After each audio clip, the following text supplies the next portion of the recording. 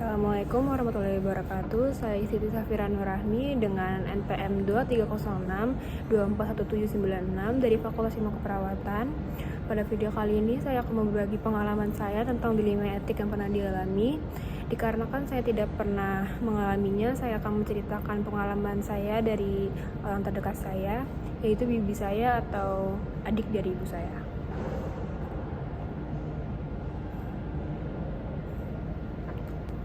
Beliau pada saat itu mengidap penyakit lupus atau autoimun yang menyebabkan peradangan pada bagian organ tubuh.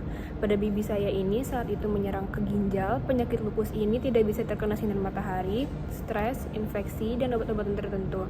Pada saat itu kondisi bibi saya sudah lumayan parah karena mengidap penyakit ini dari beliau masih duduk di bangku SMP.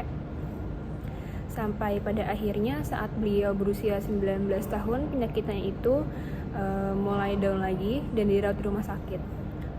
Beliau diinfus dan dirawat akibat terjadinya pembengkakan pada seluruh tubuhnya, terutama wajah dan kaki bibi saya, dan dilakukan pemasangan selang pada saluran pernafasan karena sulit untuk bernafas, kerongkongan, dan juga jalur untuk saluran pembuangan kotoran untuk memasuki makanan, minuman, serta obat-obatan yang lainnya, dikarenakan kesulitan untuk mencerna dan membuang air besar serta buang air kecil.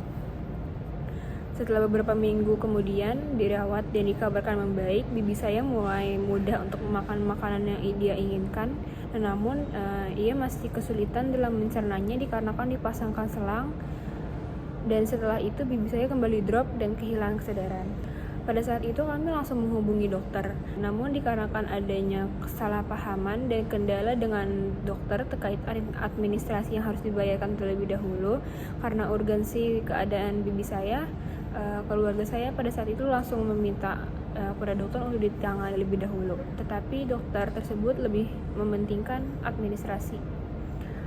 Lalu bibi saya setiap harinya dijaga oleh nenek saya.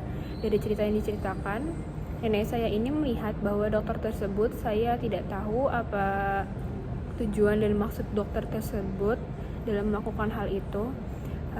Dokter tersebut ini mencabut selang pernafasan bibi saya dan tidak lama kemudian bibi saya kembali melemah. Dan dokter tersebut melaporkan kepada keluarga saya bahwa bibi saya ini melemah dikarenakan ginjalnya yang sudah mulai bocor atau sudah makin parahnya penyakit lupus ini dan menyerang organ bibi saya yaitu ginjal. Lalu pada saat itu keadaan bibi saya mulai semakin lemah dan tidak lama kemudian bibi saya meninggal dunia dan kami berusaha untuk menerimanya dengan lapang dada dan tetap untuk tidak berburuk sangka walaupun hal itu benar atau tidak dilakukan oleh dokter tersebut, tetapi kami tetap mengikhlaskan bibi kami karena kami kasihan melihat beliau yang terus-terusan sakit selama itu dalam hidupnya. Berdasarkan dari kasus tersebut, saya akan menganalisis KDB yang sesuai. Dari keempat kaidah di dalam KDB ada dua yang bertentangan dengan kasus tersebut, yaitu justice dan autonomy. Dari yang pertama yaitu ada bertolak belakang dengan kaidah non-maleficence, yaitu dengan tidak mendahulukan bibi saya yang sudah drop dan lebih memprioritaskan administrasi dibanding melayani dan menangani bibi saya yang sudah drop terlebih dahulu.